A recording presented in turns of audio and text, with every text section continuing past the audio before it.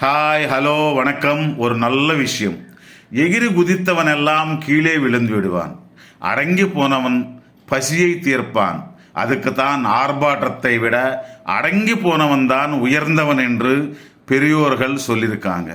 ஒரு தங்கத்தை நிரூபிப்பதற்கு எத்தனையோ பரீட்சைகள் செய்வார்கள். ஆனால் கரியை கரி என்று சொல்லுவதற்கு பரீட்சையே தேவையில்லை. நல்லவர்களுக்கு எப்போதும் பரீட்சை தான். அதுவே ஏமாற்றவனுக்கு எந்த பரீட்சையும் தேவைப்படாது. உண்மையை பேசுபவனுக்கு நல்ல பெயரே வராது. நல்லவனும் இல்லை. பொய் சொல்றவன், மோசம் செய்கிறவன், இனிப்பாக பேசுபவன் நல்லவனாக தெரியுவான். அதுதான்டா இந்த உலகம்.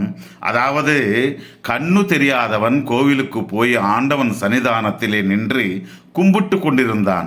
அவனிடம், தம்பி, உனக்கு தான் கண்கள் தெரியாதல்லவா, உனக்கு கடவுள் தெரிகின்றாரா என்று கேட்டானாம்.